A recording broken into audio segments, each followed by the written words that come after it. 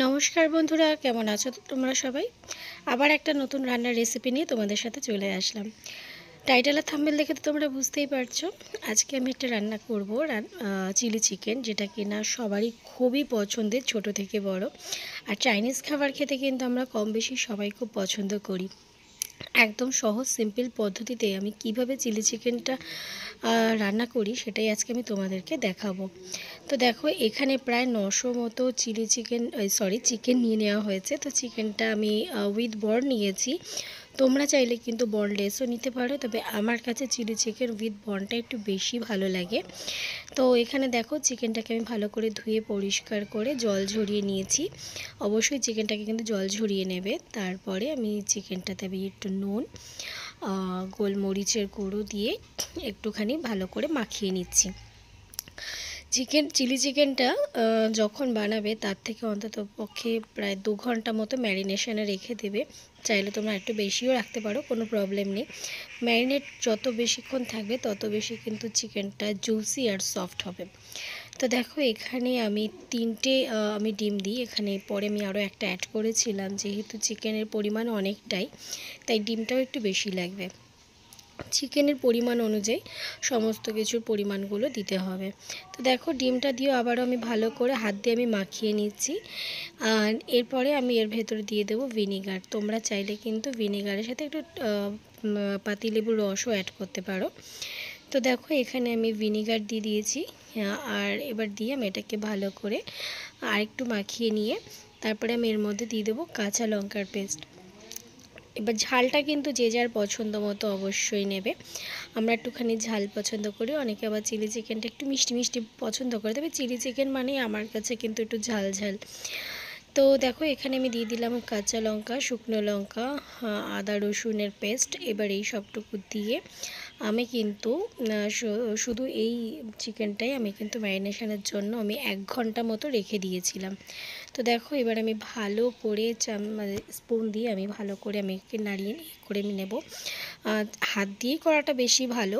তো আমি পরে হাত দিয়ে আমি করে নিয়েছিলাম, আমি জাস্ট দেখানোর জন্য আর কি তোমাদেরকে স্পুন দিয়ে একটু নেড়ে নিলাম। হলুদ কিন্তু একদমই অ্যাড করবে না, আর না হলে কিন্তু হলুদের একটা কালার চলে আসবে। চিলি চিকেনে কিন্তু হলুদের কোনো কালার কিন্তু ইউজ হয় না, মানে আমি তো করি না। তো দেখো, আমার চিকেনটা কিন্তু ভালো করে আমি ম্যারিনেট করে রেখে দিয়েছিলাম। তো ফ্রিজ থেকে বার করে তারপরে আমি আবার 1 ঘন্টা বাদে আমি কিন্তু এর মধ্যে কর্নফ্লাওয়ার, অ্যারারুট দিয়ে মেখে রেখে আমি আরও 1 ঘন্টা আমি রেখে দেবো। তো এদিকে দেখো, আমি রান্নার জন্য আমি নিয়ে নিয়েছি এখানে ঠিক এরকম কুলি করা পেঁয়াজ। আমি পেঁয়াজগুলোকে ছাড়িয়ে নিয়েছি, আর নিয়েছি চিলি চিকেন, যেহেতু সেহেতু চিলি তো থাকবেই। তো দেখো, আমি এরকম গোটা গোটা করে আমি কাঁচা লঙ্কা নিয়ে কেটে নিয়েছি, মাঝখান থেকে চিড়ে, তোমরা চাইলে ছোটো ছোটো কুচিয়ে করতে পারো। আর নিয়েছি ক্যাপসিকাম। তো দেখো, এখানে আমার চিকেনটা একদম দেখতেই পাচ্ছ কি সুন্দর করে একদম ম্যারিনেশনে প্রায় 3 ঘন্টা মতো ছিল। তো ভীষণ জুসি হবে। আর পুরো রান্নাটাই কিন্তু হবে সাদা তেলে, সর্ষের তেল কিন্তু অ্যাড হবে না, পুরো রান্নাটাই কিন্তু সাদা তেলে হবে। তো দেখো, এখানে আমি চিকেনগুলোকে তেলের মধ্যে দিয়ে, তো অবশ্যই তেল গরম করে তারপরে আমি চিকেনগুলোকে আমি ফ্রাই করে নেব। জানো তো, এইভাবে যখন চিকেনটা যখন ফ্রাই করে নেওয়া হয়, তোমরা কখনো এই চিকেন ফ্রাইটাও খেয়ে দেখবে, এটাও কিন্তু খেতে কিন্তু বেশ ভালো লাগে। জানো তো, আমি কিন্তু চিলি চিকেন বানানোর সময় এই চিকেনটাও আমি মাঝে মধ্যে আমি খেয়ে থাকি। আমার তো খুব পছন্দের, আমার ভালোই লাগে, বেশ একটা পকোড়ার মতোই লাগে। তো দেখো, চিকেনটা কিন্তু ঠিক এরকম একটা হালকা ভাজা হবে, খুব বেশি একদম কড়া ভাজাও হবে না, আবার একদম যে কাঁচা ভাজা হবে তাও না, ঠিক এরকম একটা ভাজা হবে। কারণ বেশি ভাজা হয়ে গেলে কিন্তু ভালো লাগবে না।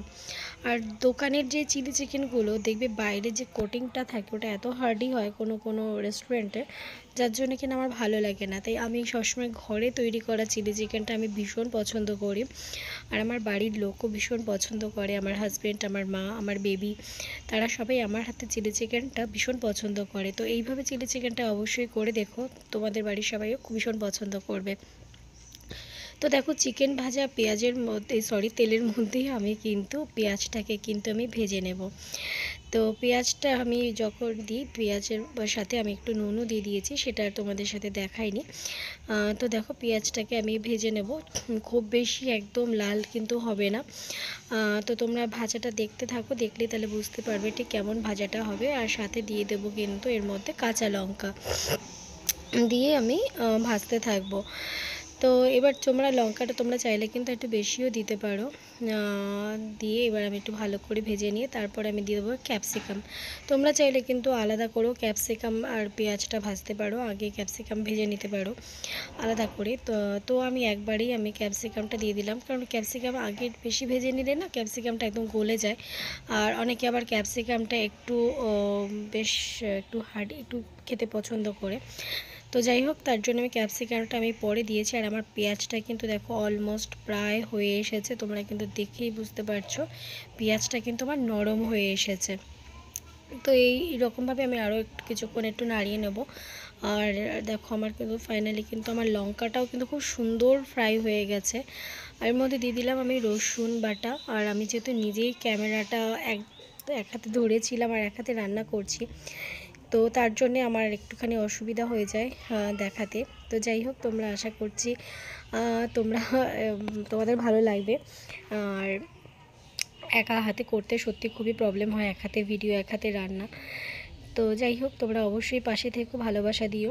আর রান্নাগুলো কেমন হয়েছে অবশ্যই কিন্তু জানিও। তো দেখো সাথে কিন্তু আমি এর মধ্যে দিয়ে দিলাম আদা রসুনটা দিয়ে এবার একটুখানি একটু ভাজা ভাজা করে নেব, যাতে আদা রসুনের কাঁচা গন্ধটা যাতে চলে যায়।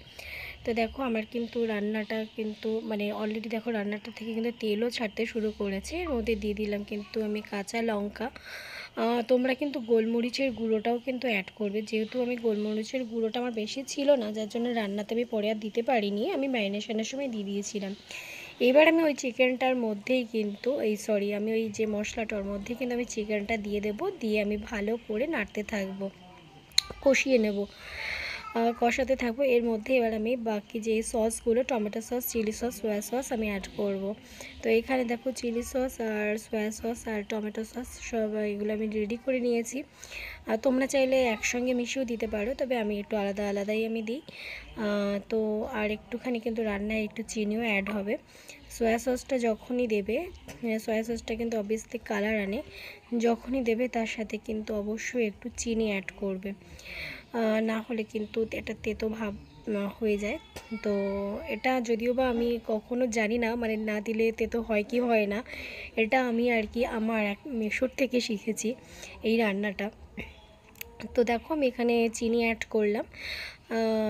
তো অলরেডি দেখো দেখতে কিন্তু কি সুন্দর একটা কালার এসেছে না। আর দিয়ে দিলাম কিন্তু এখানে চিলি সস। আর যেই ম্যারিনেশনে যে জলটা ছিল ওটা কিন্তু ফেলবে না, ওই জলটা কিন্তু অবশ্যই রেখে দেবে, ওই জলটা কিন্তু পরে কিন্তু ইউজ হবে। তো দেখো এর মধ্যে দিয়ে দিলাম একটু সামান্য একটু টমেটো সস, কারণ টমেটো সস পরে আবারও অ্যাড হবে। এবার আমি একটুখানি ভালো করে একটু সসগুলো দিয়ে একটুখানি কষিয়ে নিচ্ছিলাম, ভালো করে একটুখানি কষিয়ে নেবে। তো অপূর্ব খেতে হয় এইভাবে চিলি চিকেন, তোমরা কখনো বানিয়ে খেয়ে দেখো। যে বললাম না যে জলটা অ্যাড হবে, যেই মানে যে গ্রেভি যেটা আর কি ছিল, যেই ম্যারিনেশনে যেটা ছিল ওইটা কিন্তু পুরোটা কিন্তু দিয়ে দিতে হবে, ওটাতেই কিন্তু পুরো গ্রেভিটা কিন্তু হবে। তো দেখো দিয়ে এবার আমি ভালো করে একটু নাড়িয়ে নিচ্ছি।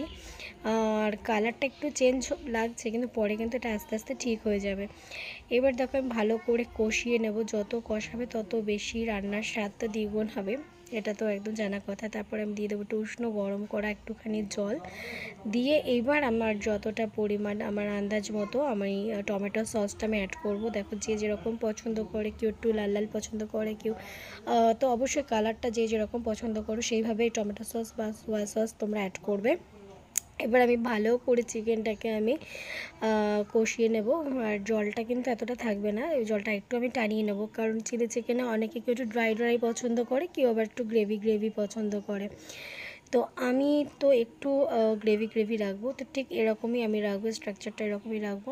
আর এটা কিন্তু চিলি চিকেনটা এইভাবে ফ্রাইড রাইস বা লুচি পরোটা যেটা দিয়ে যে যেমন খেতে পছন্দ করো অবশ্যই সেইভাবে সার্ভ করবে। দেখো আমার চিলি চিকেনটা কিন্তু পুরো রেডি, আর এইভাবে খেয়ে দেখো বন্ধুরা অসম্ভব ভালো হয়। তো দেখতেই পেলে ফাইনাল কিন্তু আমার চিলি চিকেন কিন্তু রেডি। আর দেখো অপূর্ব হয়েছিল খেতে, কারণ আমি খেয়ে পরে আর কি ভয়েস ওভার করছি, সেহেতু আমি জানি। আর বাড়ির সবাই ভীষণ পছন্দ করেছিল রান্নাটা। তো তোমরা অবশ্যই এইভাবে চিলি চিকেন একবার রান্না করে দেখো, তোমাদের ভালো লাগবে। তো কেমন লাগলো অবশ্যই তোমরা কমেন্ট করে জানিও। ভালো